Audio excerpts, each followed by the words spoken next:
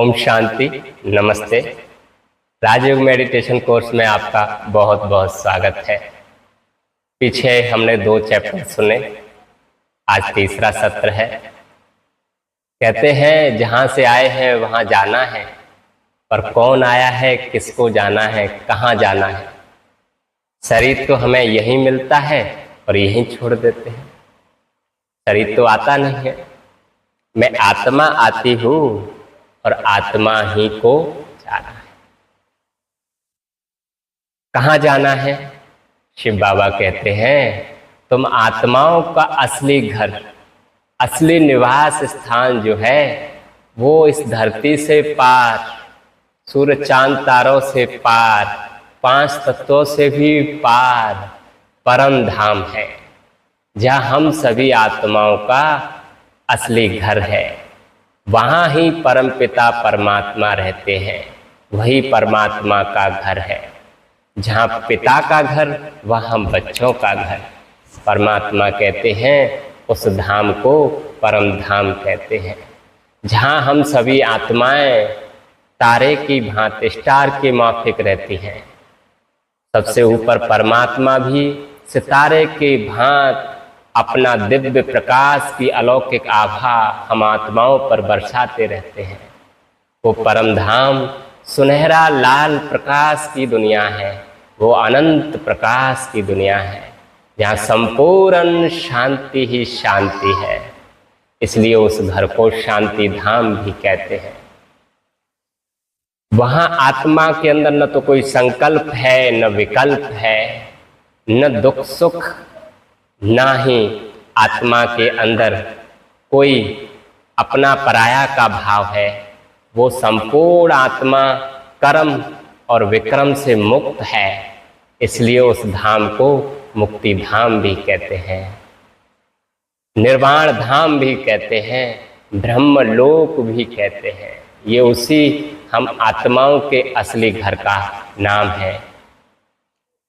शिव बाबा कहते हैं वहाँ से तुम आत्माएं इस धरती पर पाठ बजाने आती हो। परम धाम में आत्मा संपूर्ण आनंद की अवस्था में है, संपूर्ण पवित्र है। परमात्मा भी अपने आनंद की अवस्था से सभी आत्माओं को आनंदमयी बना के रखते हैं। हम आत्माएं जब धरती पर पाठ बजाने आती हैं, शिव बाबा कहते हैं ये धरती एक स्टेज है, जहाँ खेल होता है, नाटक होता है। परमात्मा कहते हैं उस नाटक की तुम आत्मा कलाकार हो, और तुम आत्माओं को कला करने के लिए, खेलने के लिए, पाठ बजाने के लिए इस शरीर रूपी वस्त्र को पहनना पड़ता है। ये शरीर हमारा ड्रेस है। हम आत्मा कलाकार हैं। और इस स्टेज पर लाइट का कार्य जो करती है, स्टेज पर लाइट भी चाहिए ना, तो लाइट है, दिन की सूरज है लाइट, और रात की लाइट है चंद्रमा, तारे, जो इस धरती स्टेज पर रोशनी फैलाते हैं। और सभी पेड़ पौधे और जानवर इस स्टेज की शोभा है, और हम मनुष्य आत्माएं कलाकार हैं। शिव बाबा कहते हैं वो निराकारी दुनिया की तुम निराकार आत्माएं इस शरीर रूपी साकार में आकर पाठ बजा रही हो, पाठ बजाती हो। एक और लोक है जिसे तीसरा लोक कहा। शिव बाबा कहते हैं परम धाम से नीचे और इस साकारी धरती लोक से ऊपर बीच में एक है सूक्ष्म वतन, जहाँ ब्रह्मा विष्णु शंकर 3 देव आत्माएं रहते हैं आकारी रूप में, जिसको दूसरे धर्मों में भी कहा 3 होली एंजल, अर्थात ईश्वर के 3 पवित्र फरिश्ते, जहाँ 3 देवता सूक्ष्म वतन में रहते हैं। तो शिव बाबा कहते हैं वो है निराकारी दुनिया, बीच में है आकारी दुनिया, सबसे ये नीचे है साकारी दुनिया, धरती लोक, जिस पर हम आत्माएं रहते हैं। अर्थात कहते भी हैं कुछ दिनों के मुसाफिर हैं हम, फिर मुसाफरी करके हमें चले जाना है। अर्थात हम यहाँ मुसाफरी करने आए हैं, फिर हमें जाना होता है। अपने असली घर। अब हम अगले चैप्टर में समझेंगे कि हम आत्माएं परम धाम से यहाँ आती हैं, आ सकती हैं, पर जाने का रास्ता शिव बाबा कहते हैं आ तो सकते हैं, पर वहाँ जाना ये पुरुषार्थ से होता है। कैसे जा सकती हैं वो हम आगे चैप्टर में बात करेंगे। अब हम जो कुछ हमने पिछले 3 चैप्टरों में सुना उसके आधार पर अपने सत्य स्वरूप का अनुभव करेंगे। सभी स्थिर होकर बैठ जाएं, आसन लगा लें और अनुभव करें, मैं इस हड्डी मांस के शरीर में विराजमान, इस शरीर की मालिक चैतन्य शक्ति आत्मा हूं। मैं हड्डी मांस का शरीर नहीं हूं, एक ज्योति पुंज चैतन्य आत्मा हूं जो मन बुद्धि संस्कार सहित हो।